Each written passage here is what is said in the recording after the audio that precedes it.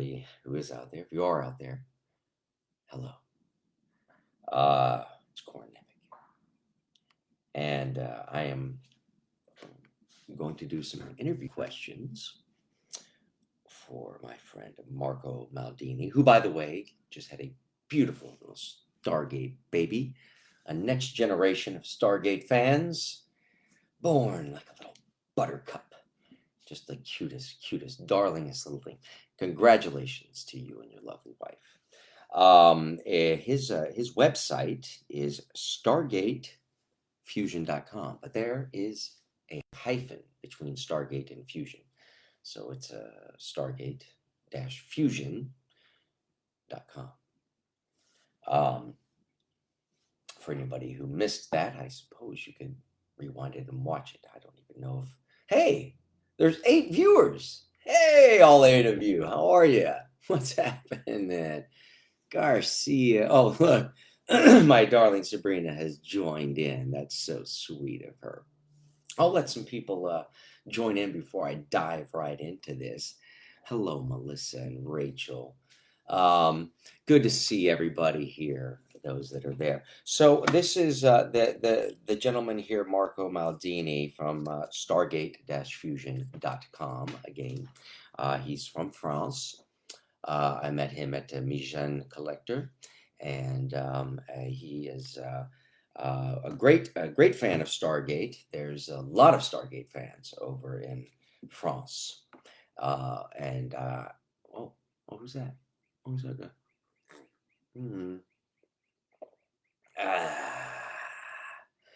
Look, you know what's hilarious? Look at me there on this side of the cup, right? Now, see how much room I take up? Sorry, I bruised my finger. I slammed it in the door the other day, and my fingernail is going to fall off. So let me try and keep that out of frame. It's atrocious. So let's revolve around, and now look how much room Teal'c takes up. I mean, that's just it's a gargantuan amount of space in comparison. I don't know. Maybe they set me further back, or he's just gigantic. Either way, the cup holds the same amount of coffee. Hey, there's some more folks. What's up, Jeff, Largo, Peter, Rachel there. Oh, you want one of those cups? I can't remember where this came from, to be honest, but it's from the collection. So I have the list of questions on this phone here. Also, I know that somewhere on this apparatus called Facebook, which I so rarely partake of, this is a new time for me. It's a new era for us in Facebook. I shall be doing some of these interviews and such here. It's easier than doing the writing and all of that, and plus I get to say hello and how are you and how do you do. So the live interviews will be done whenever and maybe some other things. I do like to cook. Maybe I'll share some cooking. That would be hilarious. But I know below there's some kind of star system here, a rating system or something like that.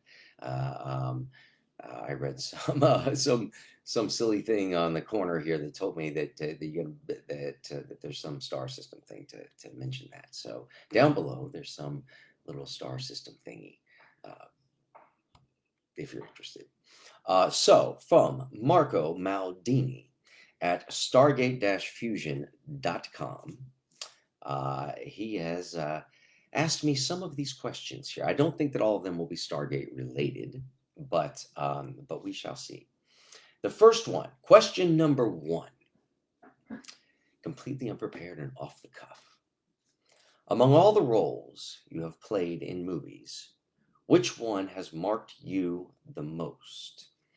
Well, if that means a physical mark, that would be this scar. Where is it? This scar that I have right there.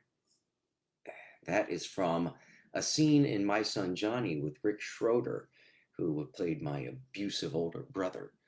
And we had a scene where he had to smack my hand up against a wall to knock something out of my hand. I can't remember exactly what it was.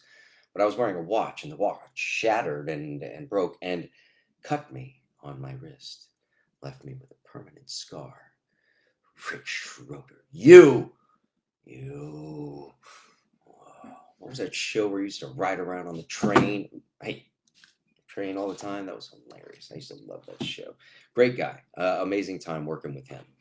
So that left the greatest physical scar.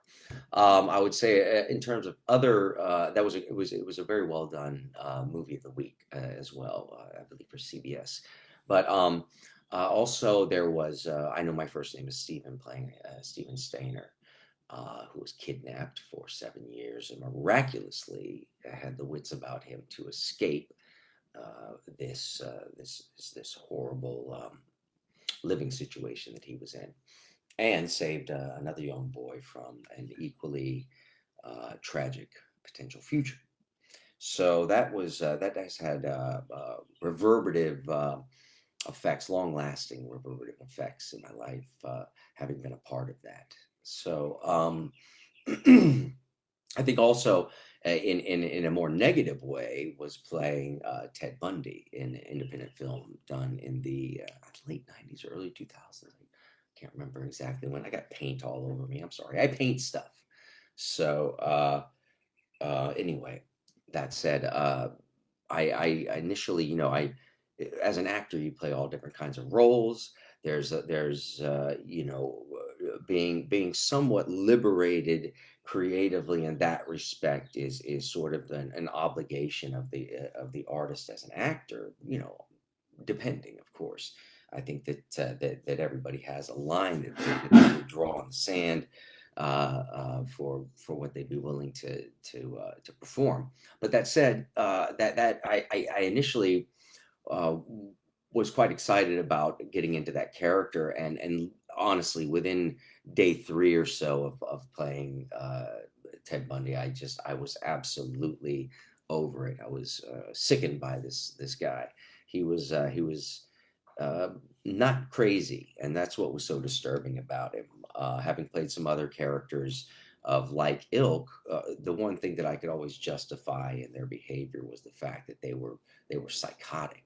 They were obviously psychotic, but he was not. He was so calculated, and this was his lifestyle was a deeply rooted choice, and that disturbed me greatly. It still does to this day.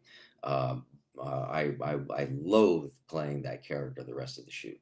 So I was glad when that film had wrapped. Um, it says here, question number 2: do you prefer to be an actor or a producer? Um, well, I can't leave writer out of that. Writing is for me really just like the greatest joy ever. It's odd because it's kind of as a writer, screenplays as well. I find to be far easier to write than anything like a novel. I have one.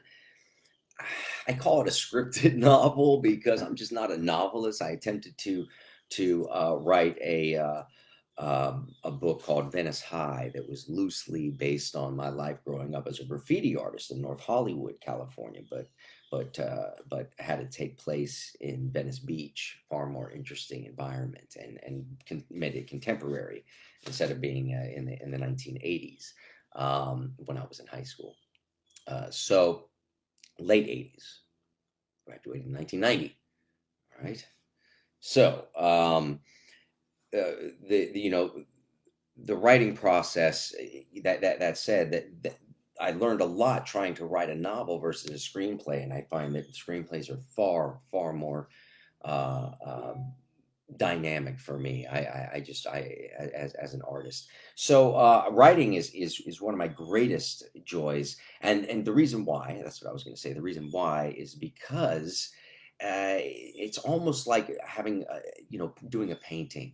I'm not a great expert on paintings and such, but I just harken back to kind of the paintings uh, of the Renaissance, and where there's a lot going on in the paintings. You see a lot of the environment. You see shopkeepers. You see things happening, and the artist who's painting that's encapsulating that moment in time gets free reign to create the characters and the environments and everything at their will. And uh, and I think it's the closest thing, it's probably likened to being an architect in a way, creating the storyline. So, and the characters and all of that that goes with it, and being in complete control of the outcome of everybody's behavior.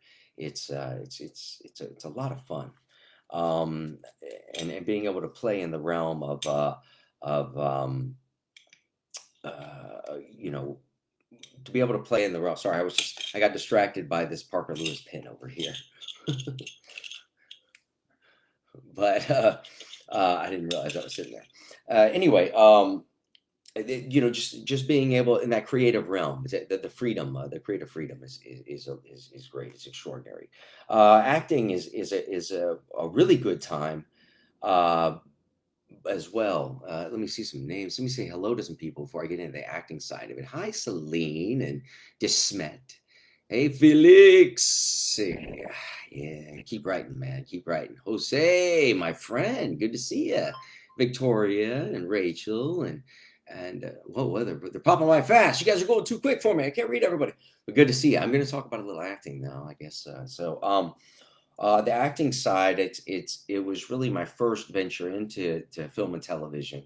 I have a profound love for acting. I really would love to start teaching it. I think that's the years that I studied from age 11 until I was in my late 30s. I studied with a lot of teachers, starting out with Kevin McDermott at Center Stage Los Angeles, and working with Terrence Hines, working with John Lynn and Larry Moss, a number of others. I ended up working with Manu Tupo at the American Repertory Company, along with my good friend Ernie Reyes Jr.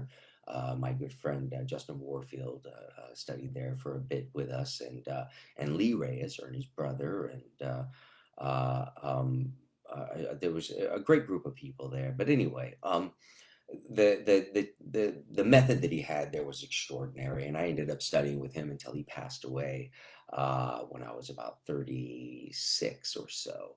And then I studied for a short time in a couple of other places, but just no one could ever hold a candle to Manu Tupo. So I would like to take his method and which is a creation method. It has nothing to do with sense memory, emotional recall, or anything like that. It all has to do with just living and breathing as the character, and believing in the character, and seeing that. And that's where that creative freedom comes in again. Is this letting go of all that is real, to life in the everyday experience, and to be able to embrace this fictional three-wall world of the characters in the film or the television show, and to live that out in those moments. Everything else evaporates. There's nothing else that is of any importance, even remotely, in those moments. So it's sort of a moment of kind of bliss. It's like a deep meditation or something. It's extraordinary, the feeling of coming off of a day of work, acting, uh, knowing that you've done all the work that you need to do to put into it, so that your day is not stressful. By the end of that day, the experience overall is quite relaxing and invigorating. So I do love acting. Producing is complex. It's got a lot of bits and pieces to it that are tedious. The fundraising side is obviously one of the more tedious aspects of it. Um, but putting all the parts, putting all the creative entities together is what I love about it. I consider myself more of a creative producer, meaning that I like to find all of the right puzzle pieces to put together, with all of the right people who do their jobs well, meaning those that understand line producing and unit production management and locations management, and prop masters and wardrobe and all of these other departments. It's a great uh, excitement and fun for me to see all of those different parts of the machine come together and then suddenly activate, and you're next thing you know, you're on set and you're filming the either the movie that you're in or producing, or one that you wrote and are acting, or whatever the case may be. It's just being on set and looking around, especially as a writer. That's really exciting to me, to be on set and look around and see that the world that was written is now manifest in physical reality, and the characters that were dreamt up are now physical, meat and bone and thinking and behaving characters within the confines of the story that's been created. There's a magic in that. There really is a magic in that, that I enjoy. So I love all of the different aspects of it. I couldn't say that I like one better than the other, but producing, successfully producing films is a great joy. Seeing it come to fruition and being able to watch it and go, that turned out good. I enjoy that, or watchable. Let's see. Oh, that's funny. The third question is, did you enjoy playing the role of Ted Bundy? I guess it must have been a complicated character to play, but Mr. Marco Maldini did enjoy my performance. I will say that I didn't throw in the towel on the performance, even though I loathed playing the character, and in all honesty, when I would drive home at night, would just have to just like shudder it off. I'd be like, oh yeah, that there was definitely some scenes where things were, where things were being pushed further than I was comfortable with, and I stopped the scenes. You wouldn't see that because it's not in the edit, but there were scenes where I was like, okay, we got to cut. Like, this is, we've gone far enough. This is it, and also in doing that role with all of the other actors, because I'm not a method actor. I'm not going to go in there and try and pretend I'm Ted Bundy and scare the crap out of people and disturb people and all of that. I don't know, if anybody else who's played Ted Bundy has been a method actor, but I highly recommend against it. But that said, I had conversations with all of the actors before every scene that had a lot of violence and emotion and rage and all of this stuff. Very, very, very solid conversations with them that weighted everything down and into a place of safety, and feeling that no matter how far the scene goes, that within the balance of respect for everyone involved, that everybody is safe, and especially that I explained to them that in no way, shape, or form will the performance go beyond what would make you comfortable. And if you're not comfortable at any moment during, just yell cut. So I was very, very strict about that, which did make the filming of it easier, I believe. Let's see here.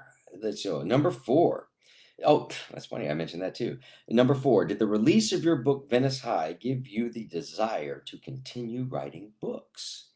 Well, let's see here. Let's see. Hi, Joe Barr and Patulren Krishkova. Whew, that's a Krishkova. God bless you. That's a great name. Joe Barr, Debbie Jane Falks, Rebecca Powley. Hello, everyone. Hello. Welcome all. Welcome all.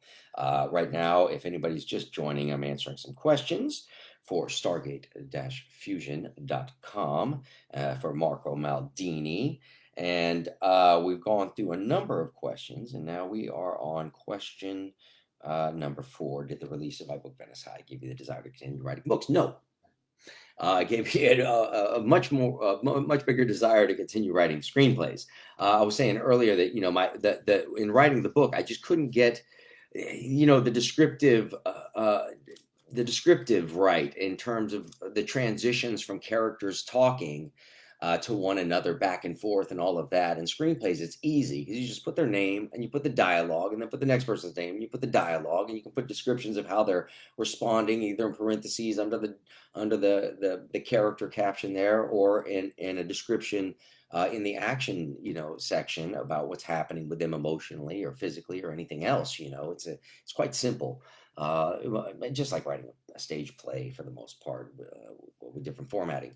But that it just was. So I ended up going with kind of using the descriptive nature uh, of the setups and all of that from a traditional novel, but then did the dialogue like you would from a screenplay, because I just found that trying to transition back and forth between the two characters talking to each other and keeping people up to speed on who's talking and all of that, and it just became a bit redundant, monotonous, and slowed the process down so much. So anyway, probably won't write another nonfiction book. I'm sorry, a fiction book, but I probably will write a nonfiction, uh, most likely. Yeah, I have some stuff that I've already written. It's pretty far out, but we'll see. Hmm, wonder what it could be. Uh, but Venice High is on Lulu.com. That's Lulu.com. If you just search Venice High, you'll find it. I released it under my birth name, so when you search Corin Nemec, a whole bunch of other things that I've written, some poetry, screenplays, some photo books. There should be one. There's a graffiti one as well, Pike 169 on there. But anyway, Lulu.com, Venice High, it's there if you want to give it a gander. But I'm developing it now as a TV series, so we'll see what happens with that. Any new projects I'd like to talk about? That's the fifth question. Well, Marco, et al. Hello, Niall or Neil. Good to see you there. Natalie, hello there. Natalie Jones, Rebecca Pauli, Sam Bouveron. That sounds French to me, buddy. I'll take the French Riviera any day. Hey, Marco. Hey, is that what a star is? Hey, thanks, buddy. That's cool. Well, good to see you, Marco. Marco Maldini, who's on the chat right now, is the gentleman I'm answering these questions for. And there's Jeremy Hochtel. Oh, well, are you in your Back to the Future car? My man Jeremy is a great editor and a good friend of mine. So that's it. I'm getting in the weeds here. Future projects, yes, I have a bunch of them coming up. I have one that I wrote, produced, and acted in, along with Brian Krause, Kelly Sullivan starring in that, Christiana Lucas, Jason London, Orion Richmond, as well as Marco St. John. Great cast in this. It's a really good group of actors. It's a thriller, murder mystery kind of thriller, and that is on the market right now. And I should have news on what platform it will be airing on very shortly. That is called Lady Justice. Currently, it may change titles once it goes to air, but it's a lot of fun. I'm very pleased with that, so be looking out for that. I have another film called Dead Man's Hand. And Dead Man's Hand, I co-wrote with Brian Skiba, a very close friend of mine and fantastic director. Done a lot of projects with him, including Rotten Tail, which I co-produced with him and also starred as Rotten Tail. Both of these, Rotten Tail and Dead Man's Hand, are based on Source Point Press graphic novels.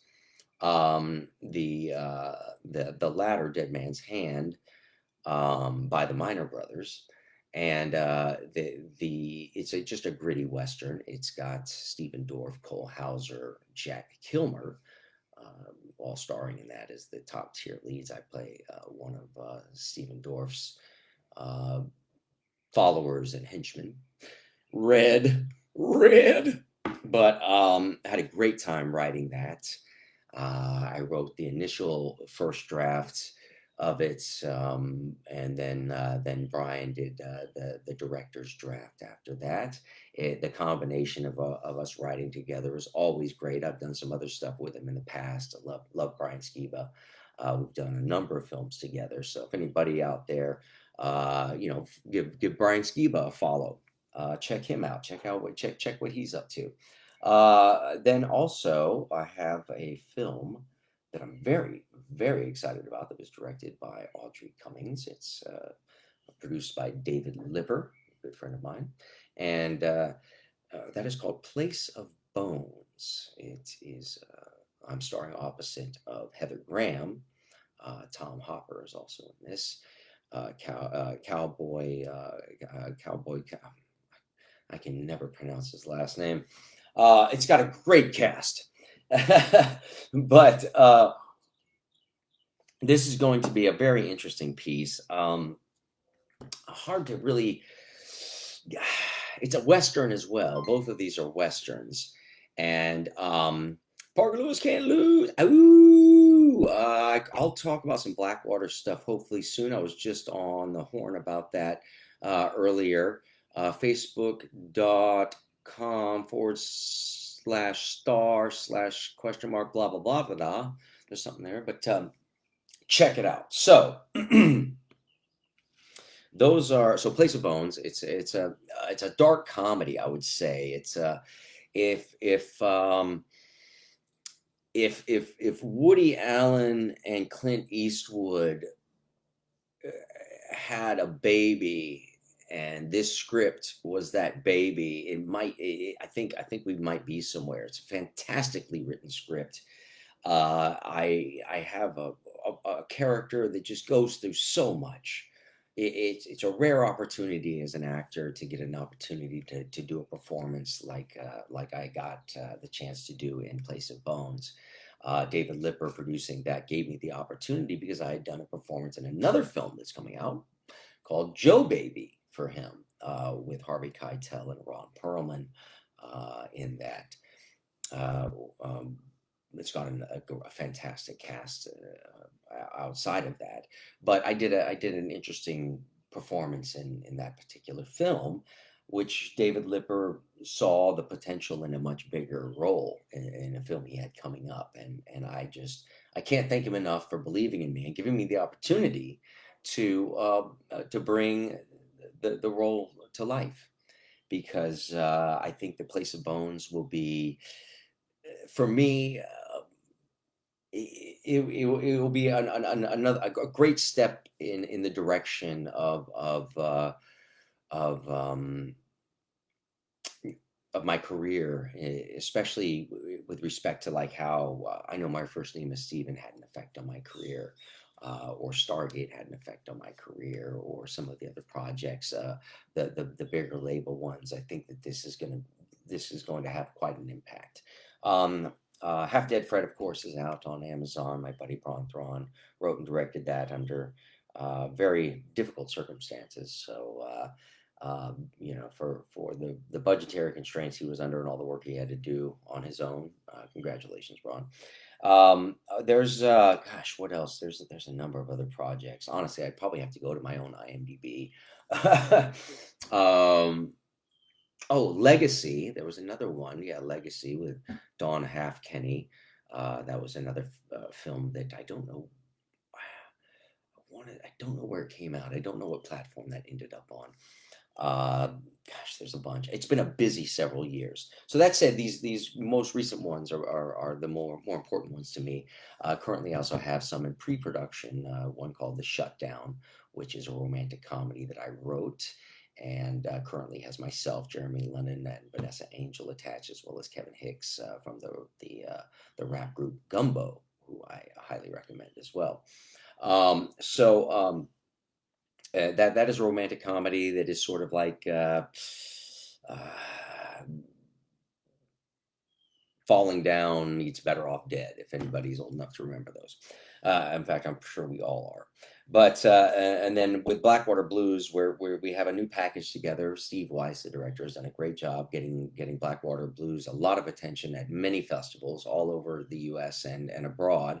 It's garnered a lot of attention recently, finally, as it so deserves, and we're getting some headway there. We have a new what's called a pitch deck that we've put together with all of the awards and information that we have from all of the film festivals, which will help be supporting documents, so to speak, that will prove that it's being well received.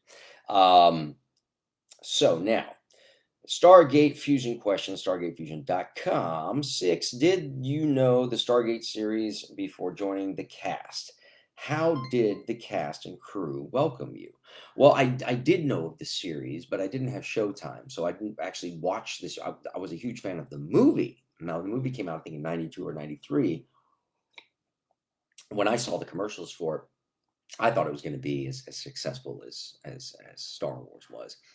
When I went and saw it in the theaters, it was like me and like 8 other people, it was shocking how few people showed up, at least in the US, to watch that movie. I understood later on that I guess it made quite a bit of money internationally. Thus, the reason why the series was launched, because there was a greater market for it than just the US. So I know Showtime bought it for 5 seasons, and then Sci-Fi picked it up on season 6. I was in the final episode of season 5, and then all of 6, part of 7. But so I was a huge fan of the movie. Didn't ever see any of the series until I got the job. Then I went back and I watched every single episode of the previous 5 seasons to catch myself up from a character standpoint, so I understood the world and what my place was as Jonas Quinn in the cast and as a character in the overall arcing story. Hopefully, I did a good job with that. Maybe I ate too much, but so be it. Jonas Quinn likes to eat. What can you say? I mean, the food on Kelowna, Langarin, chickens are not. Well, let me put it this way. They're not very meaty. They have no feathers, and well, they have an exoskeleton. So they're more like the chickens on Langara. They're more like an armadillo mixed with a game hen. That's the best way I can put it. So the cast and crew welcomed me fantastically. Chris Judge, when we did our scene with the boxing scene, the notorious boxing scene, when he really punched me, he decided to see, how I would react as an actor getting really punched, in the scene and all of that, to kind of test the waters and see if I was cool enough to be on Team Teal'c or not. And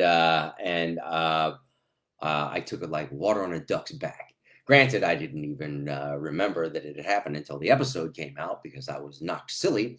No, me and Chris became great friends, great friends from there on. He's a wonderful fellow. It says 7. The production wanted to keep a little suspense around your arrival in the SG-1 team at the beginning of season 6. How did the fans of the show react to your arrival in the show? How did they react to your departure? But 2 very different ways. Initially, there was such a huge backlash in the loss of Daniel Jackson that there was a lot of really, really negative fan mail coming in and an uproar against my arrival on the SG-1 team. And unfortunately for me, all of that came in before any of the episodes aired. So previous to even the first episode of season 6 launching, there was already discussions behind the scenes of bringing the character of Daniel Jackson back and reuniting the original SG-1 team because there was a great fear and an economic fear, a financial fear that without the original team members that the show just wouldn't last. So unbeknownst to me, the writing was on the wall from day one that I was probably going to be on my way out. So I enjoyed myself as much as I could playing the role, and I feel like I brought a great character to the storyline. And the fans, though, on the departure, that's what was so funny, is that once the show did air and people did get to know Jonas Quinn as a character and all of that, it totally reversed and flipped. And then on the departure, which was too late for everybody, I mean, too late for me anyway, you know, there was no negotiating my way back in after that, I suppose. But then there was an opposite backlash. So who knows? Who knows what would have happened, what could have happened, what should have happened. I'm just glad that I got to be a part of it for the time that I did. And Joe Malozzi, I love you. Joe Malozzi, Brad Wright, that whole team over there. But Joe Malozzi, man, that guy was so welcoming. He helped me out so much, you know, on the writing side, helping me to hone my pitches and the beat sheets, the treatments that I was writing to get the episode that I wrote for Stargate Soul. Believe me, I went in there with a lot more than that one. In fact, I think every time they saw me coming up the stairs, like, oh God, everybody, hide under the desks, shut your doors. Corin's coming to pitch another episode. So it was very gracious of them to do that episode. I was, and it taught me a lot in terms of writing and writing for series and all of that. And it definitely, what I learned from Joe Malozzi has been applied over and over and over again ever since. So it says here, oh, speaking of Malozzi, question 8, according to Malozzi, your character is one of the top 10 Easter eggs in SG. How does it feel to be among the pineapple appearances or the Simpson lines? Did you enjoy working with him and the rest of the crew? Did you find them or other projects after Stargate? Did you find them on other I haven't worked with any of them on any other projects since Stargate. I don't know about the pineapple appearances. I don't do pineapple appearances. Let's get that straight right here. So I don't know about the Simpsons lines. Oh, I have no idea what someone have to clue me in on that. I know that Parker Lewis was on Family Guy. That was awesome. That was great. That's almost like being chiseled in Grecian marble. I enjoyed working with everybody. Malozzi, like I just said, especially. It's so funny how I keep answering your questions before I get to them. Number 9, if the franchise ever returns, what do you think would be the best way to approach it? Total reboot, continuity, continuity with what we already know, movie or series. Would you like to be a part of it? Would you like to be able to reprise your role as Jonas Quinn again? Well, I don't think I could reprise a different role.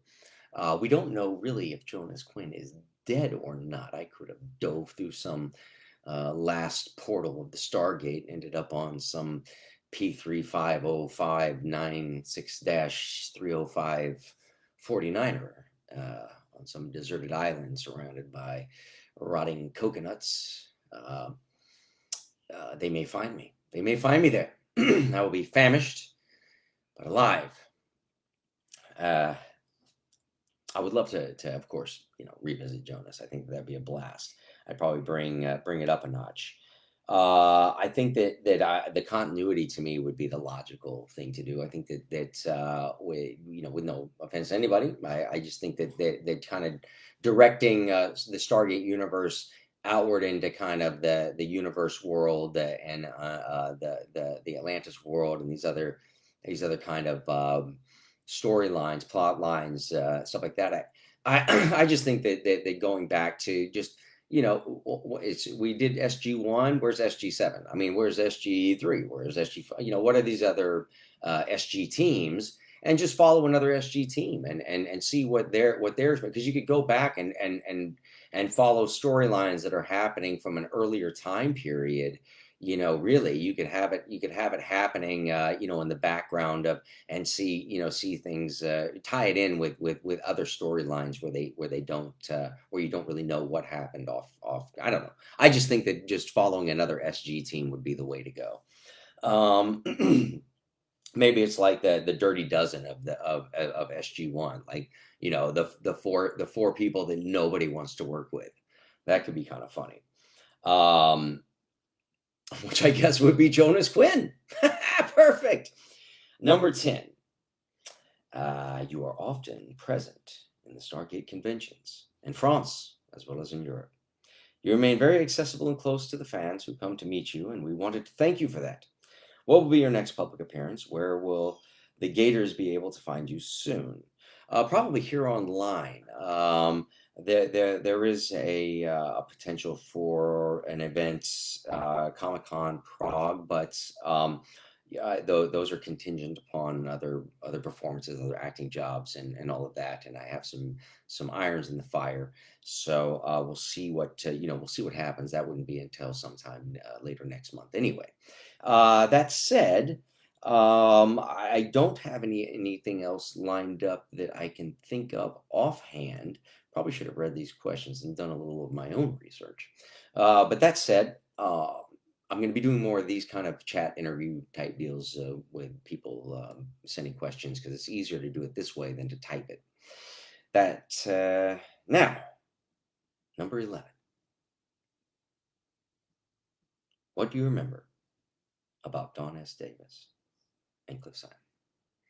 Well, number one, I remember both of them being absolutely wonderful gentlemen. Wonderful gentlemen. Very close with their families and very dedicated to their lives, their performances, their craft, and very humble. Don S. Davis was a great artist outside of just being an actor. He was a great artist, and we spent many hours together at his house in his art studio, looking at his paintings and talking about art and talking about photography and all of these and we were both, well, he was from Southern Missouri, I was from Arkansas, but we're both those, we had something in common, being Southern boys and all that. And it was a great relationship with him. Cliff, I got to know a lot better at all of the conventions that I did with him. And again, such a loss, like any loss is for anyone in any walk of life. Certainly a loss for the Stargate family. And if I have a message for my French-speaking community, Vive la France, to the Bastille. I love France. They have a vigor for freedom that I appreciate and support. Thank you so much, all of you. That's the end of this one. Again, that is stargate-fusion.com. And Marco Maldini, once again, congratulations. God bless you and your new family. And I will see you in the Stargate universe. Give me a moment while I awkwardly figure out how to shut this down. Oh, it says it right there in live video. Good to see you all. A couple of quick buys. Riki. Hey, Scott Fensterer. And Marco again. Hey, thanks again, buddy. Claps for you. Claps for all 21. Rewatch it over and over again. Get something.